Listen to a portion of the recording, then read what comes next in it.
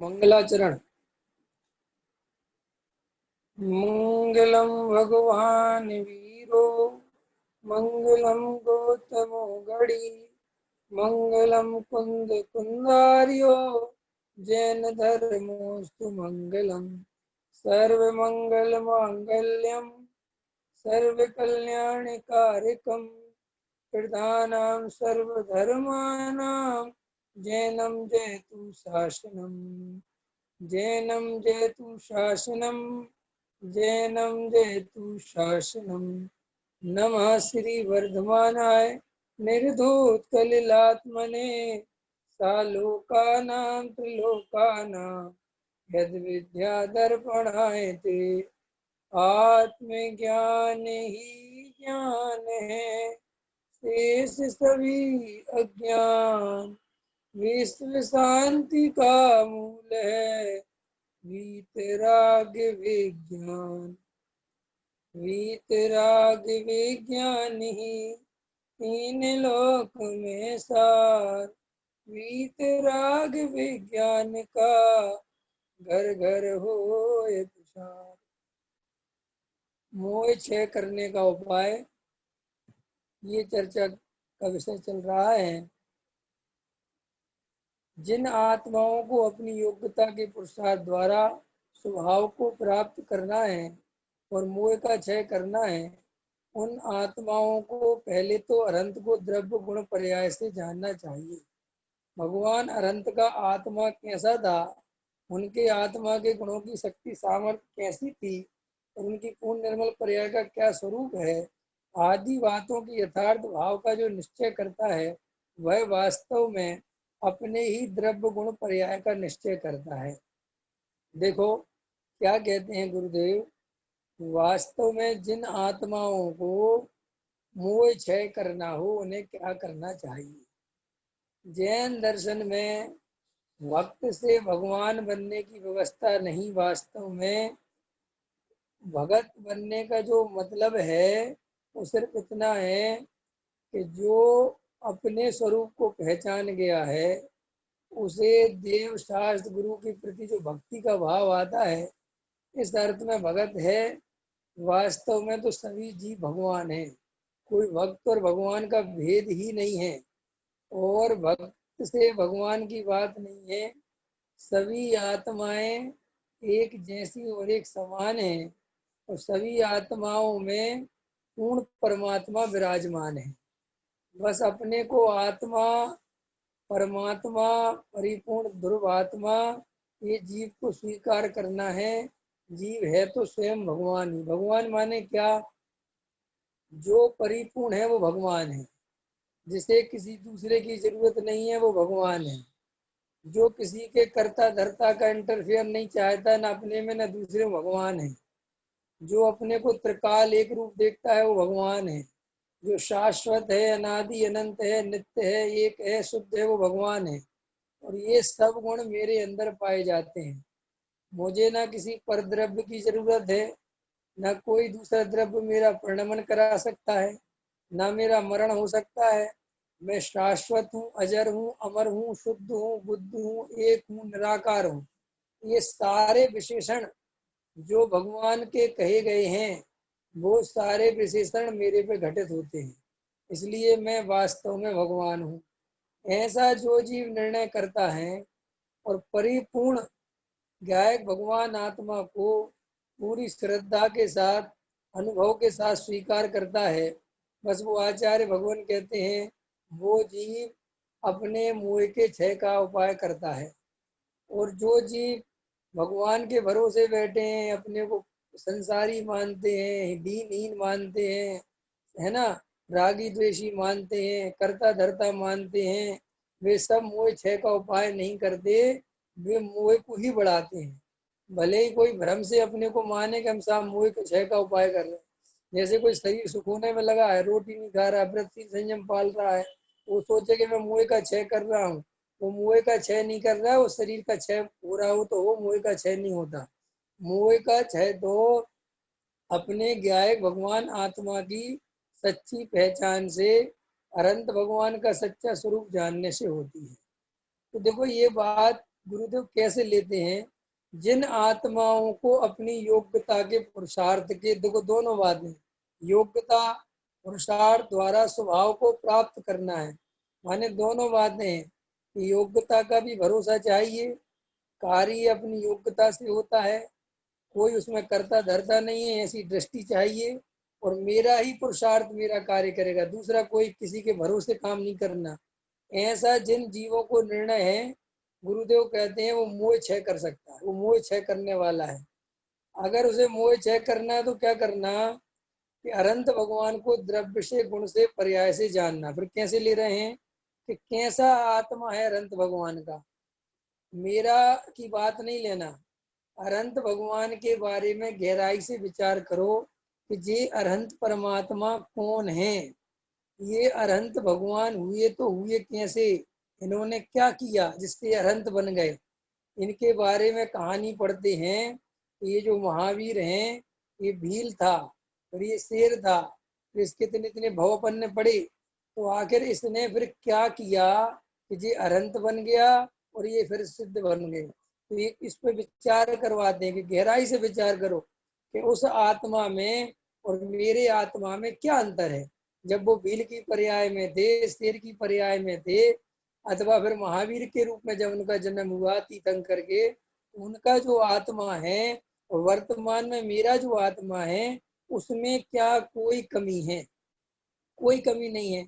अब देखो, जब वो शेर की पर्याय में थे, जब सम्यक दर्शन हुआ, तो वहां शेर की पर्याय में उनके जो परिणाम थे और मेरे जो परिणाम हैं, तो अगर दोनों परिणामों की मैचिंग भी करी जाए तो ज्यादा अच्छे परिणाम वर्तमान में किसके हैं, उनके थे कि मेरे थे? तो वर्तमान में देखा जाए तो मेरे उनसे ज्यादा अच्छे परिणाम हैं। उनके तो बहुत क्रूर परिणाम थे क्योंकि हिंसक पर्याय में थे और मांस खाने के भाव, और शेर तो खाता ही, उसमें क्या बात है, और हिंसक की प्रवृत्ति। और मेरी तो कोई हिंसक प्रवृत्ति नहीं है, मैं तो किसी जीव को मार के खाने का भाव रखता नहीं हूँ। ठीक है, उनको ना देव शास्त्रों का कुछ पता था, ना कोई स्वाध्याय सुनने का भाव था, ना कोई तत्व समझने की स्थिति थी। ऐसी विकराल परिस्थितियों में, ऐसी विपरीत स्थिति परिस्थिति जो भी लेना है, शेर की पर्याय में आखिर शेर ने क्या किया, ये प्रश्न है। गुरुदेव श्री ये बात कह रहे हैं कि तुम अरहंत को पहले से याद करो। अब अपन अरहंत के नाम पे अपन ने समझ लो शेर को पकड़ लिया है, तुम जिसको किसी का भी ले लेना, हाथी को ले लो या जीव किसी को जिसको सम्यक दर्शन है, तो क्या किया कि शेर की पर्याय में वो शेर मांस खा रहा है, उसने वहां किया किया खुल गया, क्या काम किया जिस शास्त्रों में सम्यक दर्शन, तो ऐसी कौन सी चीज पलट गई? तो कहते हैं कि वहां पर अभिप्राय पलट गया, श्रद्धा पलट गई, मान्यता पलट गई। जो अपने को अभी तक शेर मान रहा था, जो अपने को पर्याय दृष्टि से देख रहा था, जो अपने को मांस खाने वाला देख रहा था, वो अपने को जीव राजा देख रहा है, जानने देखने वाला देख रहा है, ज्ञान स्वभावी देख रहा है। जड़ स्वभाव की दृष्टि छोड़ दी, शरीर की दृष्टि छोड़ दी, राग देश की दृष्टि छोड़ दी। क्यों कि ये दृष्टि वाले को सम्यक दर्शन नहीं होता। तो कोई कहे कि साहब वहां राग देश थे, सब विपरीत परिणाम थे, सब था, इन सब के बीच में भी गायक को देखा जा सकता है, इस शेर की पर्याय सिद्ध करती है।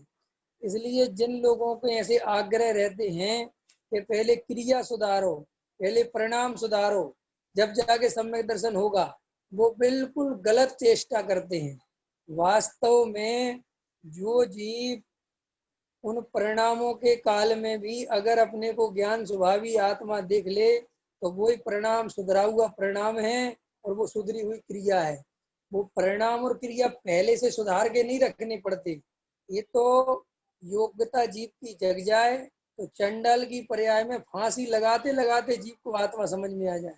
एक को फांसी चढ़ा रहा है चंडाल, और एकदम वहां पे एकदम याद आई, बात आई, जाति श्रवण हुआ, पूरब की बात याद आई, सम्मेलन हो गया। सम्यक दर्शन माने क्या? सिर्फ ये मान्यता कि ये शरीर, ये संयोग, ये व्यवस्था, ये राग, प्रणाम, क्रिया, इनसे न्यारा चैतन्य हूँ, ये मैं नहीं हूँ, ऐसी मान्यता का नाम सम्यक दर्शन। और मिथ्या दर्शन क्या है?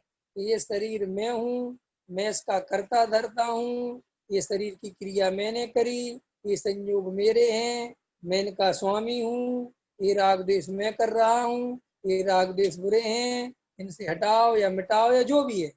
तो उनमें एकत्व ममत्व कर्तृत्व, उसका नाम मिथ्या दर्शन है।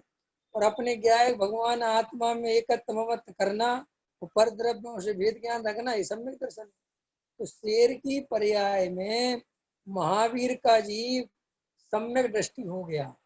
अब सम्यक दृष्टि हो गया तो काम हो गया। बस सम्यक दर्शन में हुआ क्या कि ये शरीर से भेद ज्ञान जग गया, आत्मा समझ में आ गया। तो वहां कहते हैं गुरुदेव कि तुम उस आत्मा को याद करो। तो तुम जो अपने को दीनहीन समझ रहे हो, ये मैंने पंचम काल में जन्म ले लिया, मेरा शरीर तो बेकार है, मैं तो अभी रात में पानी पी लेता हूँ, अभी तो मेरी हालत ठीक नहीं है, मैं तो अभी पूजा खड़े खड़े नहीं। ये सब बातों को आचार्य कहते तुम कहाँ देखते हो इन सब से? अरे इन सब में से हजार विपरीत परिस्थितियां नरक के नारकी की हैं, त्रियंच गति के जीवों की हैं, चंडाल आदि की हैं। और इन सबको गौण करके एक ज्ञायक भाव को देखने की, अनुभूति करने की कला उन जीवों को मिल गई, उनने पा लिया आत्मा। तो तुम्हारे अंदर ऐसी कौन सी कमी है? तुम क्यों अपने को कमजोर देखते हो? तो पर्याय दृष्टि वो जीव छोड़ सकता है जो ये मानने को राजी हो जाए कि ये पर्याय का कर्ता धर्ता मैं नहीं हूँ। देखो, हम जब तक अपने को इस क्रिया का कर्ता मानेंगे, परिणाम का कर्ता मानेंगे, तब तक इन परिणामों से दृष्टि नहीं हटा सकते। क्योंकि जहाँ कर्तृत्व होता है वहाँ दो काम जरूर होते हैं, या तो अच्छा या बुरा। तो हम परिणाम के कर्ता धर्ता अपने को मानते हैं। फिर कहते हैं कि अपरिणामी देखो। तो अपरिणामी दिखता क्यों नहीं है? क्योंकि मन में ये इमेज बना रखी है कि पहले परिणाम तो सुधर जाएं, पहले परिणाम तो सुधर जाए। माने परिणाम सुधरने के बाद आप परिणामी देखोगे। ये मान्यता महामिथ्यात्व है भाई। परिणाम के बिगड़े हुए के काल में उनसे न्यारा अपरिणामी जो देखता है उसके ही परिणाम सुधरते हैं। इसलिए ये बात गुरुदेव श्री कहाँ से लेके चल रहे हैं? इसमें था शब्द लगाया उनने, था कि अनंत भगवान की आत्मा की वो अवस्था थी माने वो याद करो तुम, देखो उसको कैसा था उनका आत्मा। कैसा था माने कोई स्पेशल आत्मा नहीं था, बिल्कुल हमारे तुम्हारे जैसे। जैसे हमारे खाने पीने उठने बैठने सोने रोने धोने संसार व्यवस्था, ये जैसे हमारी व्यवस्था चल रही है, इससे भी गई गुजरी व्यवस्था थी उनकी जो अरहंत बन गए। ये कह रहे हैं वो हमसे, और कह रहे हैं कि तुम अपने को इन व्यवस्थाओं के बीच में फंसा हुआ मानते हो। अरे कहाँ कहाँ जीव ने सम्यक दर्शन ले लिया, और तुम अभी भी निमित्त को दोष देते हो, क्रियाओं को दोष देते हो, काल को दोष देते हो, परिणामों को दोष देते हो। किसी को भी दोष देने की जरूरत नहीं। हल में आया कि नहीं आया? अभी के अभी तुम भगवान बनने की चेष्टा की बात नहीं है, अपने को भगवान देखो। हम भगवान तो हैं, हमें भगवान बनना नहीं है। हम भगवान हैं, हमें भगवान बनना नहीं है। तो फिर हम जब भगवान हैं और हमें भगवान बनना नहीं है, तो प्रश्न खड़ा करो कि हम क्या कर रहे हैं सागर जिले में? सागर में क्यों बैठे, सिद्धालय में क्यों नहीं बैठे? प्रश्न होता है ना लोगों का कि अगर भैया हम बने बनाए भगवान हैं तो मुझे रोटी काहे को खा रहे? प्रश्न है कि नहीं विवेक जी? तो बहुत सारे लोग प्रश्न करेंगे, वाह रे वाह, बने बनाए भगवान दुकान क्यों चला रहे? इसका उत्तर पता तुम्हें क्या है? इसका उत्तर ये है कि हम बने बनाए भगवान हैं, ये स्वीकार नहीं किया इसलिए दुकान चला रहे हैं। ख्याल में है कि नहीं आया? इसका उत्तर ये है कि हम बने बनाए भगवान हैं, ये माना नहीं इसलिए रोटी खानी पड़ रही है। और आज भी अगर अभी मान लेना हम कि हम भगवान हैं, तो फिर तुम्हें रोटी खाते हुए दिखेंगे, लेकिन फिर हम रोटी नहीं खाएंगे। भरत जी से कोई कहे कि आप 6 खंड के राजा हो, आप अधिपति हो, तो भरत जी व्यवहार में तो कह देंगे कि हाँ चलो भैया हैं राजा, और हम 6 खंड के राजा हैं, अधिपति हैं। लेकिन श्रद्धा क्या कह रही है? अभिप्राय क्या कह रहा है? मैं कहीं का राजा नहीं हूँ, मैं तो अखंड राजा हूँ, मैं तो अपना त्रिकाली ध्रुव में मस्त हूँ। अब बाहर में भले ही दुनिया को दिखेगा कि भरत जी 6 खंड के राजा हैं, लेकिन भरत जी तो अखंड के राजा हैं, 6 खंड उनके नहीं है। वे तो अपने अखंड के आयक में रम रहे हैं। अब जिसके पास वो दृष्टि नहीं है, वो तो उन्हें 6 खंड का राजा ही मानेगा कि नहीं मानेगा। और जिसके पास दृष्टि नहीं है, उसके साथ करा क्या जाए? बताओ क्या करा जाए? उससे लड़ा जाए क्या कि नहीं नहीं मेरी श्रद्धाएं ऐसी नहीं है, मैं अपने को राजा नहीं मानता? उससे तो क्या कहेंगे कि हाँ हाँ चलो मैं अपने को राजा ही हूँ, क्योंकि उससे बहस करने की जरूरत नहीं है। अच्छा, और सम्यक दृष्टि को समझा दे कि नहीं? कि सम्यक दृष्टि को समझाने की जरूरत नहीं, क्योंकि वो सब समझता है। देखो, मिथ्या दृष्टि को समझाया नहीं जा सकता, सम्यक दृष्टि को समझाने की जरूरत नहीं है। बस मजे मजे करो, आनंद करो। जो तुम्हारी असली पहचान जानता है, उसको समझाने की जरूरत नहीं है।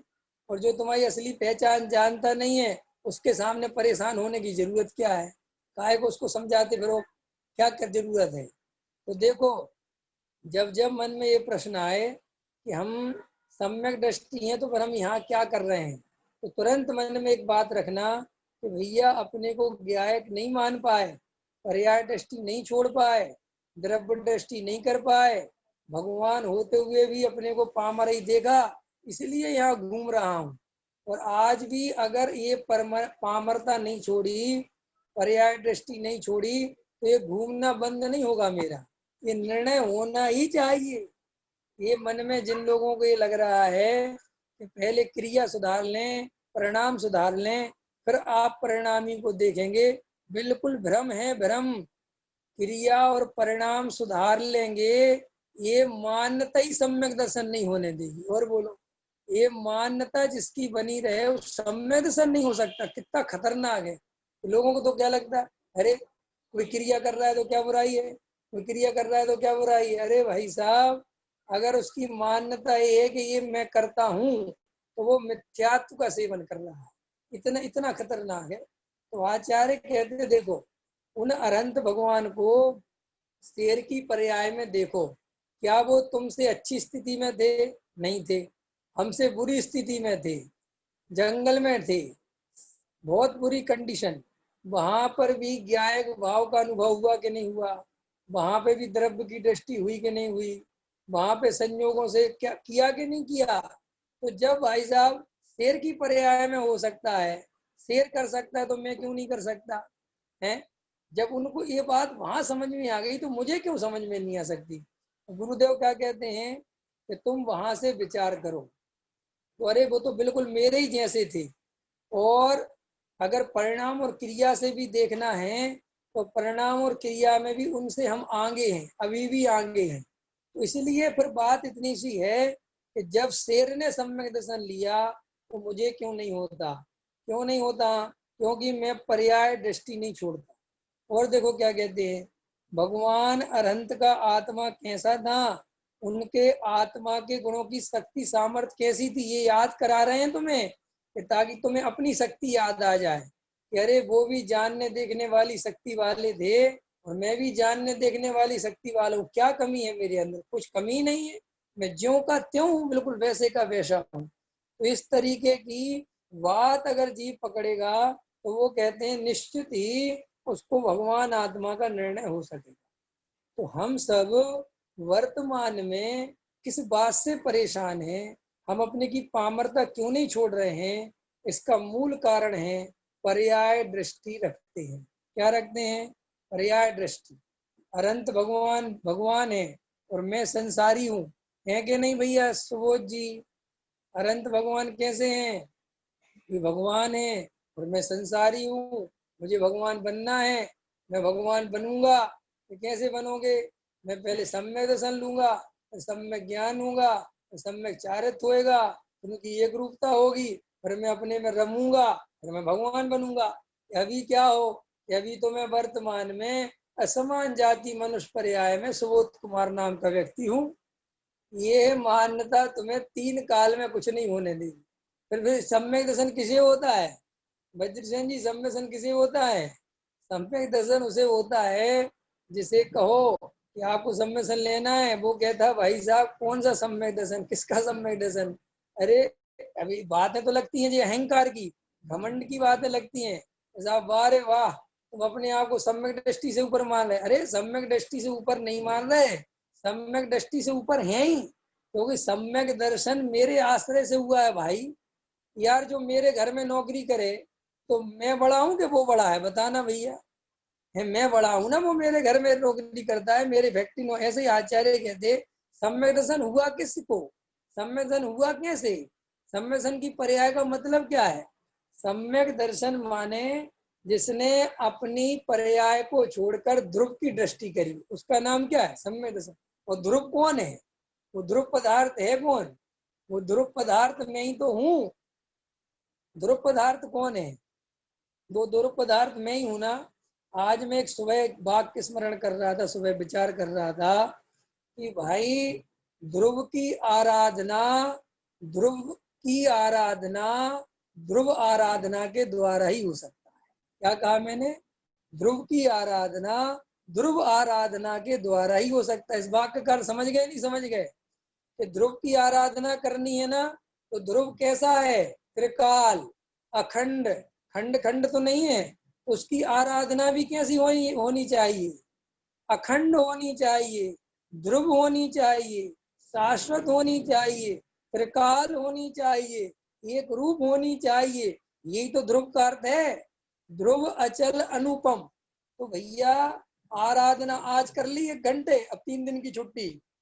तो ये ध्रुव की आराधना नहीं है भैया, ये ध्रुव की आराधना नहीं है, ये तो भावों की आराधना है। आज भाव चढ़ गए, ओ मैं तो ध्रुव, मैं तो ध्रुव, मैं तो ध्रुव। और जैसा जरा सा उदय पलटा, अरे अब एक तरफ रखो भैया ध्रुव, अभी तो हमारी बहुत हालत खराब है। तो वो आचार्य कहते हैं कि ये ध्रुव की आराधना नहीं है। ध्रुव की आराधना का मतलब ये है कि चाहे जैसी परिस्थिति बने, ध्रुव की दृष्टि नहीं छूटनी चाहिए। और जिनकी ध्रुव की दृष्टि हर 2 कदम पे छूट जाती है, वो ध्रुव की दृष्टि ही नहीं है। ध्रुव की दृष्टि माने क्या? देखो, मैं विवेक कुमार, अभी मैं विवेक कुमार हूँ, और मेरी ये उम्र है, और मेरा ये शरीर है, और मेरी ये अवस्था है, ये मेरा निर्णय है, समझ लो। अब मेरा कितना पाप का उदय आए कि ये निश्चय छूट जाए? नहीं छूटता। चाहे मेरे अमीरी आए, चाहे गरीबी आए, लेकिन मैं विवेक कुमार हूँ, ये श्रद्धा नहीं टूटती। यही तो, यही श्रद्धा माने क्या? श्रद्धा माने ऐसी मजबूत दीवार, ऐसी मजबूत श्रद्धा कि चाहे जैसे उदय पलटते रहें, लेकिन वो श्रद्धा नहीं पलटती। चाहे जैसे परिणाम पलटते रहें, लेकिन वो श्रद्धा नहीं पलटती। देखो आज वर्तमान परिस्थिति में सब परिस्थितियां बदल गई। कोरोना के चक्कर में सब लोग मास्क लगा के घूम रहे हैं, और जो जो स्थितियां बदल गई, लेकिन इन सब स्थितियों के बीच में भी श्रद्धा ज्यों की त्यों है। कि कौन सी? कि मैं विवेक कुमार, मैं विवेक कुमार, और मुझे ऐसे रहना है, मुझे भैया ऐसे। वो तो वहीं का वहीं है। बाहर की परिस्थितियां बदल रही हैं, लेकिन मैं तो नहीं बदल रहा। तो ऐसे ही कहते हैं ध्रुव की दृष्टि ऐसी चाहिए कि बाहर में सब कुछ बदलता रहे, लेकिन मैं बदलने वाला नहीं। इससे क्या मिलेगा? यही सुखी होने का उपाय है।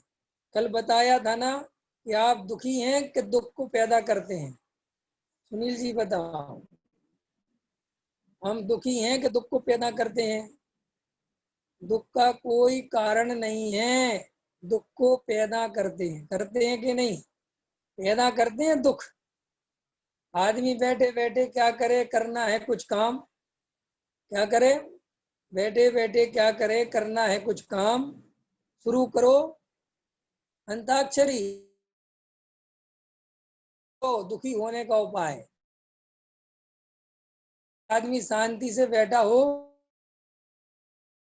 करता है वो बैठे बैठे दुख पैदा करता है, पैदा करता है। और किसी को फोन मिलाएगा, फिर वो फोन नहीं उठाएगा, तो कहेगा पता नहीं आजकल अपने आप को क्या समझने लगे हैं, फोन भी नहीं उठाते मेरा। देखना, फोन उठा लेगा तो तुम्हें तुम्हारी याद ही नहीं आती, तुम क्या इतने उसने कह दिया तो क्या ठेका ले रखा हमने याद करने का? तो फिर दुखी हो जाएगा, फिर दुखी हो जाएगा। अच्छा खासा सुखी बैठा था, तो अब कुछ नहीं चल रहा, अरे क्या करें भैया, काल बहुत खराब चल रहा है, लो दुखी हो गए। कुछ दुख का कारण समझ में नहीं आ रहा था, ससुराल वालों को याद करने लगे, हमारी ससुराल सबसे बुरी है, लो अब दुखी हो गए। माने दुखी होने के कितने उपाय खोज रखे जीव ने, जबकि दुख का कोई कारण तो है नहीं। हम आनंद से, और देखो अभी भी समझ लो ये बात, अगर अभी भी तुम आनंद से नहीं बैठ सकते, शांति से नहीं बैठ सकते, तो सिद्ध नहीं बन सकते। सिद्ध बनने का मतलब ये है कि तुम्हें घंटा भर शांति से बैठना तो आना ही चाहिए। इतनी कसाई तो कम होनी चाहिए कि हमें कुछ नहीं भी बैठे शांति से, और कुछ ना कुछ काम चाहिए, कुछ ना। और ये मोबाइल तो एक ऐसी बीमारी मिल गई है भाई साहब, इसने उपयोग रूपी संपदा को बर्बाद करके रख दिया। मेरा बस चले तो मैं सबसे पहले दुनिया में लोगों से कहूँ मोबाइल उठा के फेंक। क्यों? ये इतनी खतरनाक बीमारी है, आदमी को जीना मुश्किल कर दिया है। आदमी 2 मिनट शांति से बैठना भूल गया है, बाजू में रख के मोबाइल रखता है। 4 मिनट बैठेगा, फिर उठाएगा, फिर कुछ खोलेगा। मैसेज नहीं आए तो परेशान, आए तो परेशान, फोन नहीं आए तो परेशान, आए तो परेशान। दुनिया भर का राग देश चालू हो गया। अरे कम से कम पहले तो कोई कुछ बात बताता था तब पता चलती थी, अब तो 1 मिनट में पूरे इंडिया में, विदेशों में मुमुक्षुओं का क्या हो रहा है, गैर मुमुक्षुओं का क्या हो रहा है, महाराजों का क्या, सबकी सब सुन सुन के जीव परेशान। तो आचार्य भगवंत क्या कहते हैं कि देखो, तुम शांति से बैठना सीखो। तुम्हारे अंदर कोई दुख का कारण नहीं है, तुम दुख पैदा करते हो, और दुख पैदा करते हो तो फिर परेशान होते हो। आचार्यों ने कितने उदाहरण दिए इस बात को समझाने के लिए, कि जैसे किसी को कोई कुछ दुख नहीं है, तो खुजा खुजा के खुजली कर करके उसमें और बार खुजलाएगा, और बढ़ता जाएगा, दुख बढ़ाएगा, फिर बढ़ाएगा, फिर बढ़ाएगा। ऐसे ही ये जीव नए नए दुख पैदा करता है, कल्पना से दुख पैदा करता है, दुख का कोई कारण नहीं है। तो अरहंत भगवान क्या कर रहे हैं? अरहंत भगवान शांति से विराजमान है, उनको केवल ज्ञान है। तो केवल ज्ञान मतलब क्या? कि सारा लोकालोक उनके ज्ञान में झलकता है। तो सारा लोकालोक उनके ज्ञान में झलकता है, तो प्रमोद जी इसलिए सुखी हैं क्या केवली भगवान? सारा लोकालोक उनके ज्ञान में झलकता है, तो केवली भगवान कोई सुखी है इससे? कोई सुख नहीं है। अच्छा, वो वीतरागी हैं केवली भगवान, इसलिए सुखी हैं, है ना बसंत जी? वो वीतरागी हैं इसलिए सुखी हैं। अच्छा, वीतरागी क्यों हैं? वीतरागी क्यों हैं वो राग देश क्यों नहीं करते? ये उत्तर जरूर चाहिए मेरे को। वो राग देश क्यों नहीं करते? इसका उत्तर देख सकते हैं कोई भैया? राग देश क्यों नहीं करते संजय भैया, वीतरागी भगवान? आप कहोगे वीतरागी इसलिए राग देश नहीं करते। कितना सरल उत्तर है? क्यों? कि तुम्हारा घर कहाँ है? कि हलवाई की दुकान के सामने। हलवाई की दुकान कहाँ है? कि मेरे घर के सामने। ये दोनों कहाँ है? कि आमने सामने। अरे भैया रहते कहाँ हो? कि बता तो रहे आमने सामने। कि भगवान वीतरागी हैं इसलिए राग देश नहीं करते। राग देश क्यों नहीं करते? क्योंकि वीतरागी हैं। उत्तर बराबर हो गया कि नहीं हो गया? अरे ये उत्तर नहीं है। भगवान राग देश इसलिए नहीं करते क्योंकि राग देश करने की कोई व्यवस्था नहीं है संसार में। 6 द्रव्य स्वतंत्र हैं, 6 द्रव्यों का परिणमन स्वतंत्र है, कोई किसी का कर्ता धर्ता नहीं है। तो भैया जब कोई किसी का कर्ता धर्ता नहीं है, कोई लेना देना नहीं, तो राग देश करके करें क्या है? सुबोध जी, अमेरिका में किसकी सरकार बनवाना चाहते हो? किसको वोट दोगे इस बार? अमेरिका में चुनाव है, राग देश हो रहे तुम्हें अमेरिका में? नहीं हो रहे। क्यों नहीं हो रहे? जापान में, चाइना में क्यों नहीं हो रहे राग देश? सिंपल गणित है कि वहां श्रद्धा है, मान्यता है कि अमेरिका से हमारी कोई भी किसी भी प्रकार की बातचीत नहीं। अमेरिका मेरे में इंटरफेयर नहीं है, अमेरिका में मेरा इंटरफेयर नहीं है, मुझे वहां वोट देने का अधिकार नहीं है, और वहां का संबंध मेरे देश से कोई लेना देने, कोई भी नेता बने। तो ये बात आपको निर्णय में हुई, तो अमेरिका से संबंधित राग देश खत्म हो गए कि नहीं हो गए? ठीक है।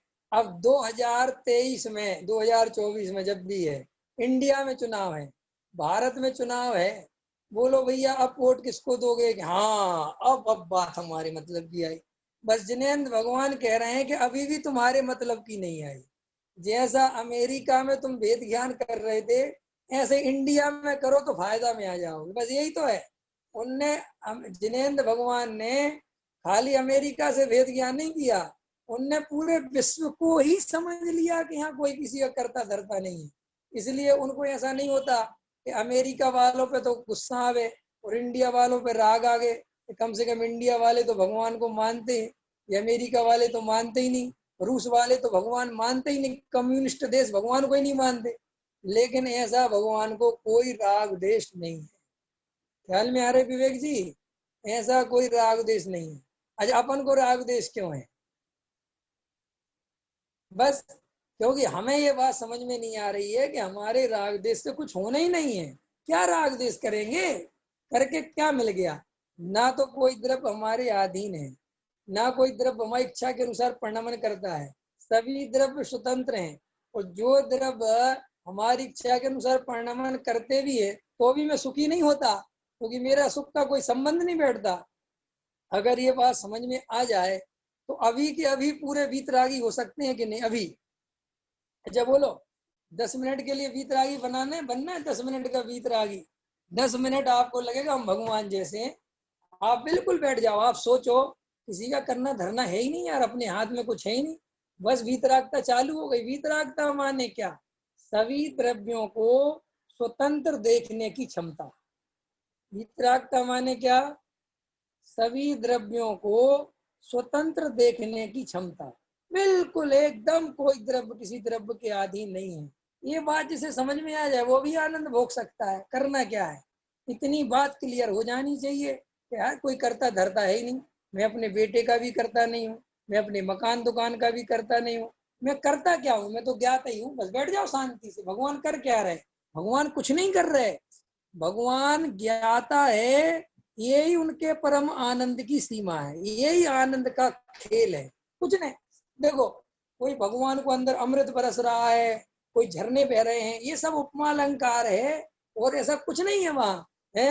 बह रही रे, ओ बह रही रे धर्म की धार, ऐसी कोई धार वार नहीं बह रही है। ना वो कोई अमृत बरस रहा है। अनंत दुख का नहीं होना ही अनंत सुख है। क्या कहा मैंने? अनंत दुख का नहीं होना ही सुख है। भगवान के अनंत अनुबंधी नहीं है, ज्ञान अनंत अप्रत्यय ज्ञानावरण नहीं है, प्रत्यय ज्ञानावरण नहीं है, संजुलन नहीं है, बस यही तो नहीं है। फिर है क्या? फिर है क्या? कि बस ये नहीं है, इसके बाद जो बचा वो है। तो वो तो हमारे पास भी है। अरे हमारे पास एक्स्ट्रा है, अपने पास सुनील जी एक्स्ट्रा है माल। नहीं समझ में आया? मूर्ति है ना, पत्थर की मूर्ति, पत्थर की मूर्ति देखी आपने? देखी ना? तो पत्थर की मूर्ति में से छटनी हुई कि कुछ जोड़ा गया? बोलो पति सेन जी। पत्थर की मूर्ति में से अलग किया गया कि कुछ मिलाया गया? कि सिर्फ छेनी से अलग किया गया, जो एक्स्ट्रा था वो हटा दिया, मूर्ति तो थी। ऐसे ही अपन भगवान तो हैं ही, बिल्कुल भगवान ही है, बने बनाए भगवान है। तो जो एक्स्ट्रा जो राग देश चिपक गए हैं साइडों से, बस इनकी छटनी कर दो तो भगवान। तो ये राग देश छटनी करने का उपाय क्या है? कि छटनी करने का उपाय ये है कि एक द्रव्य दूसरे द्रव्य का करता धरता नहीं है, राग देश खत्म। क्योंकि राग देश की जड़ कहाँ से चालू होती है? जब दो द्रव्यों के बीच में संबंध बनाते हैं तब राग देश खड़े होते हैं। ना राग देश का कोई लेना देना नहीं, कोई मतलब नहीं, राग देश होंगे क्यों? हमें ये समझ में आ गई कि भैया कोई द्रव्य ना अच्छा है ना बुरा है, तो क्या राग करोगे, क्या द्वेष करोगे? अभी जो द्रव्य अनुकूल दिखाई देता है, जिसमें सुख दिखाई देता है, उससे राग होता है, और जो द्रव्य हमें दुख का कारण दिखाई देता है उससे द्वेष होता है। ये बात अगर हमें क्लियर हो जाए कि परद्रव्य न दुख का कारण है न सुख का कारण है, तो वीतरागता के अलावा कुछ नहीं बचेगा। आप भगवान के बारे में ये जो हम कल्पना करते हैं, वो हमेशा लगता है मनी मन, जैसे अंदर अंदर भगवान कुछ हो रहा होगा, कुछ अंदर आनंद बह रहा होगा, कुछ अलग अलग, ऐसा कुछ नहीं है, कुछ है ही नहीं इस टाइप का। अरे भाई, अपने स्वरूप में शांति से बैठ गए, यही आनंद है। अब ये आनंद हमें आनंद समझ में नहीं आता, क्योंकि हमें आनंद के नाम पर कुछ होता हुआ समझ में आता है। ख्याल में आया कि नहीं आया है? कभी कभी तो लोग ऐसे होते हैं वो मंदिर के भगवान को देख के पता कहते हैं आज बेचारे भगवान जो है ना बिना ही अभिषेक के बैठे रहे। बताओ, बड़े दुख की बात। बताओ आज भैया हमें इतना दुख है, भैया भगवान का अभिषेक रह गया। उनको ऐसा माथा पकड़ते हैं भाई साहब जैसे भगवान के अभिषेक के बिना भगवान वहां ऊपर जाके परम दुखी हो गए हों और इनके अभिषेक करने से सुखी होते हों। लोगों की आदत है, क्योंकि लोग अपने हिसाब से सोचते ना, जैसे अपन बिना नहाए रह जाएं तो बड़ी अंदर से अच्छी फीलिंग नहीं आती ना कि यार आज अपन ने नहाया नहीं नहाया नहीं। ऐसे ही लोग भगवान के बारे में सोचने लगते हैं कि बताओ भगवान को कैसी फीलिंग हो रही होगी आज भगवान ने नहाया नहीं। इसीलिए तो लोग पंचामृत से नहा देते हैं कि भगवान और अच्छे गोरे चिट्टे निकले आए, बढ़िया साफ सुथरे निकले आए। वो तो सब संसारी जीवों की कल्पना ही है, वो और कुछ है नहीं उसमें। तो पंचामृत करना कि नहीं करना, अरे हम तो कह रहे लोग बरस नहीं चलता फेरन लवली लगा दे भगवान को गोरे हो जाए। बड़े भगवान काले हैं बेचारे। ये पार्शनाथ का कलर थोड़ा डार्क रह गया, सावले है पार्शनाथ, उनको थोड़ी सी बढ़िया स्पेशल क्रीम लगाओ तो कलर बदल जाए। डार्क कलर ज्यादा ठीक नहीं लगता। तो संसारी जीवों की मान्यता ऐसी है, उनकी कोई गलती नहीं है। संसारी जीव ऐसे ही सोचता है, इसलिए वो भगवान के बारे में भी कुछ अलग थोड़ी सोचेगा, ऐसे ही सोचेगा। अच्छा एक बात बताओ, चाइना वाला भगवान बनाए तो कैसा बनाएगा? इंडिया की शकल का भगवान नहीं बनाएगा। वो कौन सी शकल का भगवान बनाएगा बताओ जल्दी? चाइनीज की शकल का बनाएगा, जिसकी नाक छोटी हो, है कि नहीं, छोटा चेहरा चपटा चपटा चाइनीज जैसे होते हैं। अब इंडिया वाले अपने भगवान बनाते हैं तो बिल्कुल अपने जैसे बनाते हैं। मद्रासी बनाएंगे तो अपने जैसी बनाएंगे, श्रीलंका वाले अपनी जैसी बनाएंगे। ऐसा थोड़ी श्रीलंका के भगवान गोरे होंगे। वो कहेंगे जब हम सब काले हैं तो भगवान गोरा कैसे हो सकता है? हम संतान किसकी है? उसी भगवान की है, तो उसको भी काला करो, है कि नहीं? अगर वेस्ट इंडीज वाले बनाएंगे तो भगवान को वैसा बना देंगे। तो कहने का मतलब ये है कि ये सब कल्पनाएं, इनमें कोई दम नहीं है, इनमें कोई लेना देना नहीं है। तो फिर भगवान के बारे में निर्णय करो भैया कि दुख से छूटने का अर्थ क्या है। कि जिन कारणों से दुख हो रहा था उन कारणों का अभाव हो गया, बस यही सुखी है, वो यही आनंद है, अपने में मस्त है। अपने में मस्त का अर्थ क्या है? कि वहां अपने में मस्त हैं, कि स्वतंत्र हैं, पर द्रव्य की अधीनता नहीं है, किसी तरह की जरूरत महसूस नहीं करते, कोई इच्छा उत्पन्न नहीं होती, यही अपने आप में आनंद है। लेकिन हमें इच्छाओं से आनंद दिखता है, इसीलिए हमें ये बात बहुत कठिन लगती है कि बिना इच्छा के शांति से बैठने में कैसे आनंद होगा। अच्छा सही बात बताओ, सिद्ध भगवान सुखी दिखते हैं कि नहीं दिखते? बताओ प्रमोद जी, बताओ सिद्ध भगवान आपको सुखी दिखते हैं कि नहीं? सही बताना, हृदय पे हाथ रख के। मानो उनका सुख समझ में आता है आपको कि सिद्ध भगवान सुखी होंगे? अभी कठिन है उत्तर, जल्दी मत दे देना कि हाँ में आता है, क्योंकि अगर ये कहोगे तो सम्यक दृष्टि हो जाओगे और फिर हम कह देंगे प्रमोद जी सम्यक दृष्टि है, तो फिर तुम्हारे सागर में हल्ला मच जाएगा कि एक सम्यक दृष्टि और हो गया यहाँ है। क्या करोगे तुम? इसलिए सोच समझ के उत्तर देना। वैसे ही सम्यक दृष्टि होने का बहुत स्थिति खराब है, कोई किसी को होने तो देता नहीं। मैं तो चाय जिसको बना देता हूँ सम्यक दृष्टि जब मन करता है। बोलो सुबोध जी, सिद्ध भगवान सुखी दिखाई देते हैं कि नहीं? प्रश्न है। अरंत भगवान सुखी दिखाई देते हैं। अब वो कह रहे हैं कि अगर अरंत का सुख समझ में आ जाए तो वो सुख तुम अभी ले लोगे, क्योंकि जिसका सुख समझ में आ गया और उसमें तो हर्रा लगे ना पटकरी, कुछ लेना देना नहीं है, हमें समझ में आ गया तो जहाजात मैचनी नहीं है। अब जैसे मान के चलो मुकेश अंबानी का सुख समझ में आए तो वो तो नहीं भोग सकते ना, क्योंकि अरबों रुपया कहाँ से लाए। लेकिन सिद्ध भगवान का सुख समझ में आ जाए तो वो तो सेकंड का काम है, क्योंकि मैं भी आत्मा हूँ और सिद्ध भगवान का सुख ऐसा है तो मुझे भी क्या करना, लो मैं भी हो जाता हूँ अभी 2 मिनट में सुखी। लेकिन अरहंत भगवान सुखी समझ में नहीं आते। अलका जी समझ में आ रही है नहीं आ रही?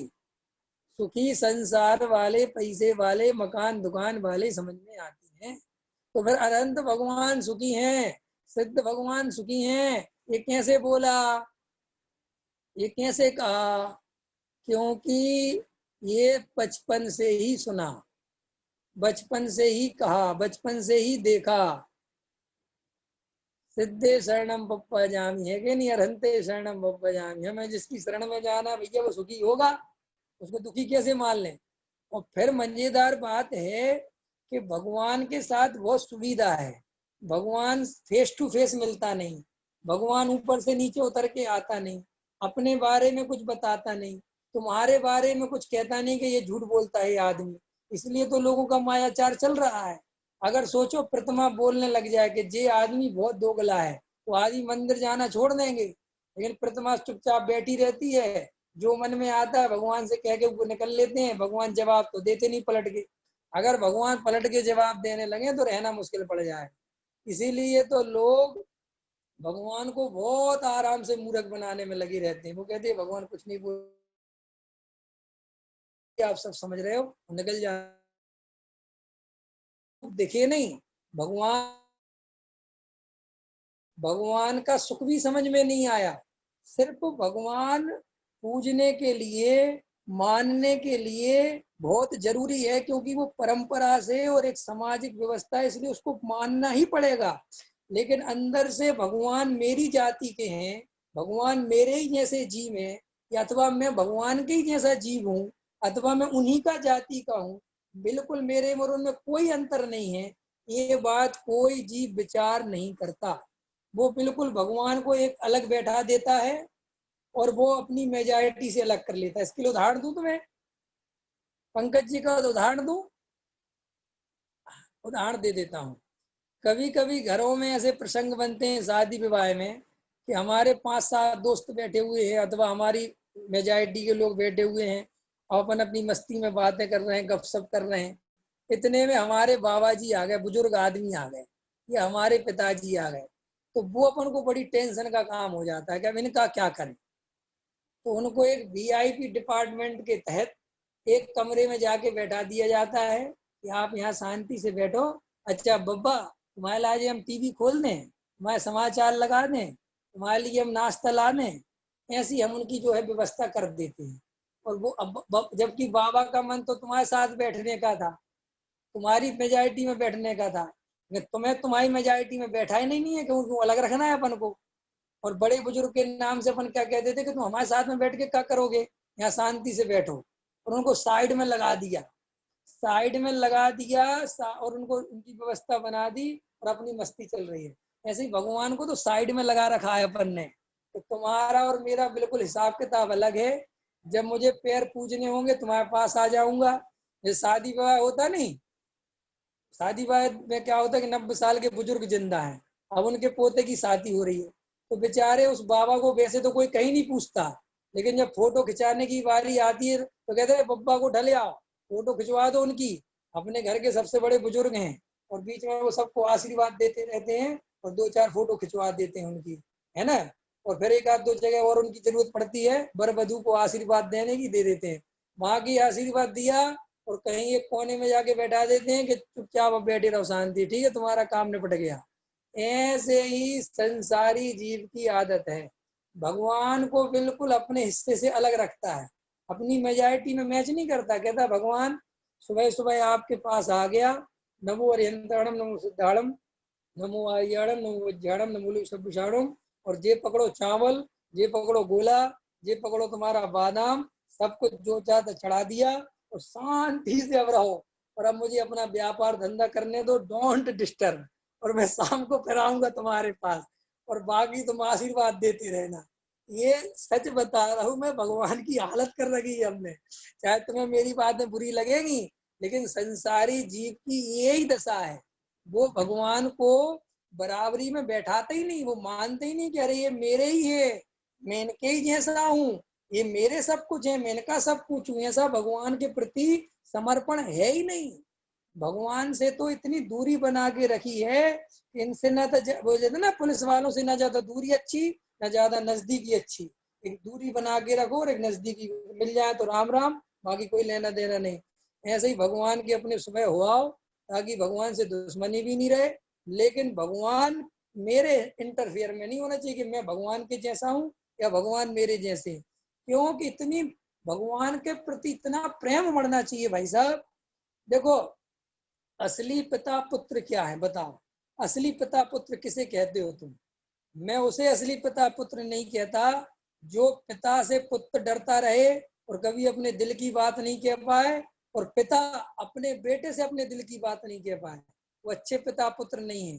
पिता पुत्र तो वो है कि एक उम्र के बाद बाप को लगे कि मैं अपने दोस्त से बात कर रहा हूँ, बेटे को लगे मैं अपने दोस्त से बात, दोनों घुल मिल के बात करें, और सुना बेटा, और बेटा सुना है, अरे कोई बात, तब तब है मित्र। और वो एक विनय के नाम पर एक दूरी खड़ी चली जा रही है, अहंकार खिंचा चला जा रहा है। बाप बेटे से 4-4 6-6 दिन नहीं बोल रहे हैं कि नहीं नहीं वो पिताजी हैं, पिताजी। भैया काहे के पिताजी हैं? पिताजी से तुम बोलते नहीं हो कि हम पिताजी की इज्जत करते हैं? नहीं, बोलने में इज्जत नहीं है उनकी। उनके पास बैठो, उनसे बातें करो, उनके मन की सुनो, उनसे हंसी मजाक करो, तब तो अच्छा लगेगा उनको। यानी हम तो आपकी इज्जत करते हैं, हम तो आपकी इज्जत करते हैं आपके सामने। अरे ऐसी कैसी इज्जत? ऐसे ही भगवान से साहब, हम काहे के भगवान के बराबर? अरे हमारा तो भैया भगवान भगवान की जान है, भगवान तो 3 लोग के नाथ है, हम तो कहाँ संसारी हैं, उनसे हमारा क्या लेना देना? अरे भैया अपन तो भगवान से बहुत डरते हैं। सुनो, तुम भगवान को डरते नहीं, तुम भगवान को समझते ही नहीं, तुमने भगवान का स्वरूप जाना ही नहीं है। भगवान डरने की चीज नहीं है। महात्मा गांधी कह गए कि दुनिया में किसी से डरो चाहे नहीं डरो, भगवान से डरो। लेकिन जैन धर्म कहता है तुम सबसे डरो लेकिन भगवान से बिल्कुल मत डरो, क्योंकि भगवान डरने की चीज नहीं है। भगवान तो भरने की चीज है, भगवान तो मिलने की चीज है, भगवान तो आनंद करने की चीज है। भगवान के साथ तो बैठ के भोजन करना है। क्या कहा मैंने? भगवान के साथ बैठ के क्या करना है? भोजन।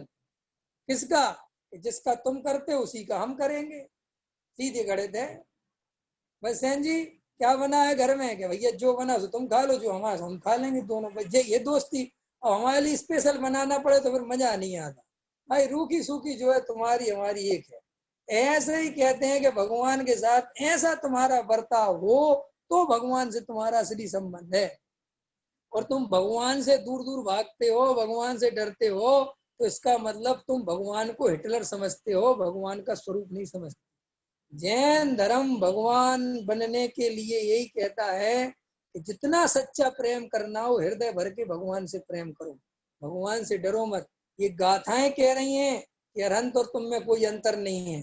आचार्य कुंद कुंद भगवान कह रहे हैं, समय सार कह रहा है, प्रवचन सार कह रहा है, सारे आचार्य कह रहे हैं तुम भगवान हो, ये घोषणा कर रहे हैं। अरंत भगवान कह रहे हैं कि तुम मेरे जैसा है, काय को सोचता है।